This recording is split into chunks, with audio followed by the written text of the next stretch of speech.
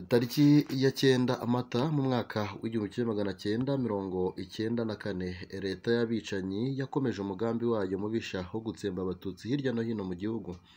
Iyi nyandiko igaragaza hamwe mu hantu hashoboye kumenyekana hiciwe abatutsi ku itariki ya 9 Mata 1994. Ingabo z'Abafaransa baje mu cyo bise Operation Amabirisi zatereranye abatutsi mu maboko y'abicanyi. Ku itariki ya 9 Mata nibwo icyo Abafaransa bise Operation Amabirisi yatangiye mu Rwanda. Kugera ku itariki ya 12 Mata, igisobanuro cy'iyi operasiyo kwari ugucyura Abafaransa n'abanyamahanga bari mu Rwanda. Iyo operasiyo yabaye igihe abantu bicwaga cyane muri Kigali n'ahandi henshi mu gihugu, bicwa n'abasirikare ndetse n'interahamwe. Izo ngabo z'Abafaransa zarebaga abicwaga, nyamara ntibigeze babatabara, barabaretse bicwa bikomeza bacyura bene wabo. Abafaransa ntibashatse gutabara kugira ngo bahagarike ubwicanyi bwakorerwaga mu maso yabo, cyane cyane ku kibuga cy'indege cya Kanombe. Bahasize benshi, bahabasigira interahamwe. Hari abatutsi bari bashoboye kurira mu modoka z'abasirikare b'Abafaransa zacyuraga abanyamahanga, ariko bagera kuri bariyeri babakuragamo bakabicira imbere y'ingabo z'Abafaransa.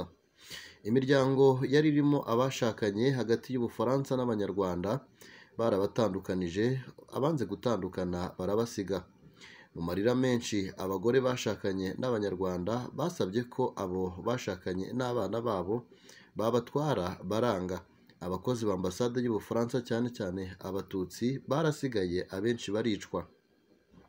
Nyamara ambasade y'Ubufaransa yafunguriye imiryango yayo umuryango wahoze ari perezida, abari mu mutwe w'abicanyi bashyizweho na leta yariho n'ibyegera bya Habyarimana byari ku isonga ry'akazu.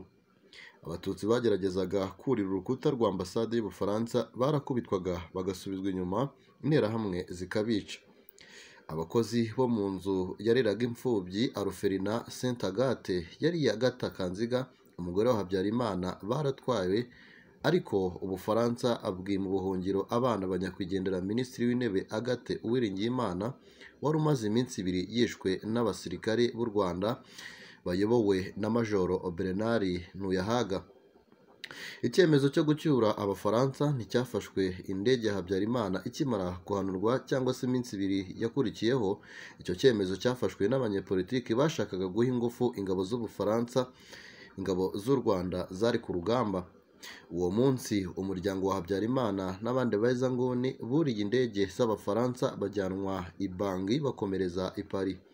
Mu ntagondwa z'abajenosideri batwawe ingabo z'Ubufaransa harimo Felicien Kabuga wabaye umushoramari wa jenoside na Ferdinand Nahimana wabaye umukangurambaga wa jenoside. Bombi bari mu bashinze RTRM yakoreshejwe mu kwamamaza ibikorwa bya jenoside.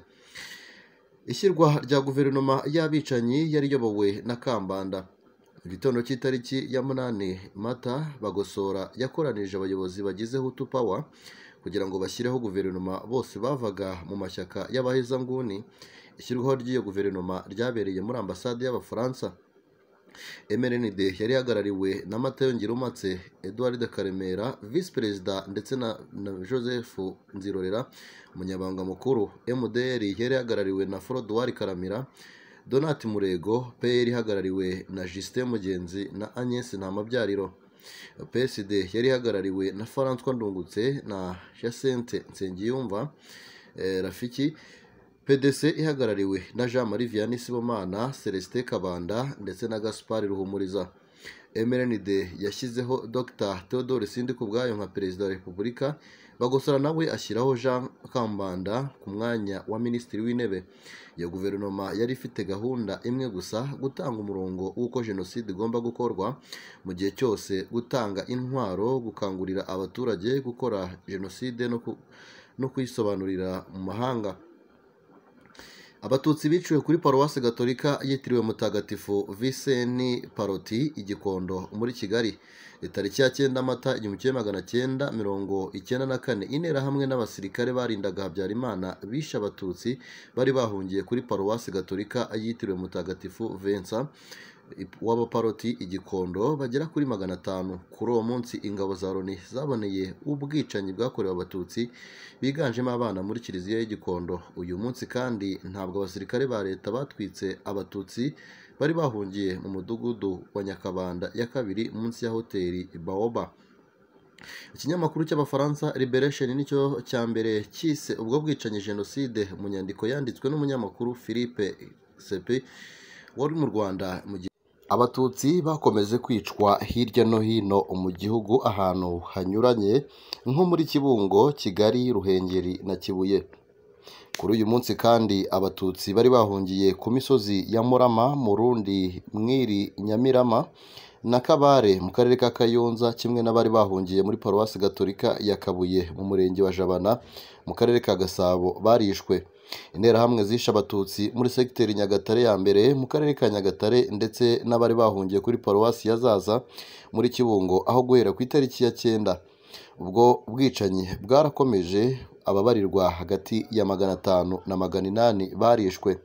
Guhera ku itariki ya 9 Mata interahamwe zatangiye kwica abatutsi bari bahungiye Ikiramuruzi ni mu karere ka Gatsibo hamwe n'abari bahungiye ku misozi wa Nyamagumba muri komine Mabanza muri perefegitura ya Kibuye. Mu minsi yakurikiyeho hishwe abarenga 12,000. Kuri uyu munsi nanone hishwe abatutsi bari bahungiye Inyabikenke ku biro byahoze ari by'umurenge wa Karama mu Bumbogo ndetse n'ahandi hantu hatandukanye harimo Nyabingo muri perefegitura ya Ruhengeri, muri santere y'ubucuruzi ya Karamano, muri Mataba mu karere ka Gakenke, ku rusengero rw'Ababatista rwa Rusizi, muri Kabumba muri perefegitura ya Gisenyi, muri kiliziya ya Nyundo no mu nkengero zayo, ndetse no muri maternite ya Nyundo muri perefegitura ya Gisenyi, ubu ni mu karere ka Rubavu. Ahitwa mu Kivuruga muri komini Cyabingo hari huzuye abasirikare batangiraga abatutsi bagerageza guhunga. Uretse aho kuri bariyeri abatutsi biciwe i Nyacyabingo ndetse na Busengo, interahamwe zabishe zabazaga kuri kaburimbo ahitwa kuri Mukinga zifite ibiganza byabo zamaze kwica, zigakomereza i Rwaza muri ya komine Ruhondo kwica abandi. Ubwicanyi bwibasiye abatutsi bwarakomeje hirya no hino mu gihugu bukorwa kimwe ukuvuga ko uwitwa umututsi wese yishwe. Abenshi bishwe bahunga kuri iriya tariki, abenshi biciwe mu nsengero za kiliziya kuko abantu bababeshyaga ko ashobora kubaburokokera. Dukomeze kwibuka twiyubaka.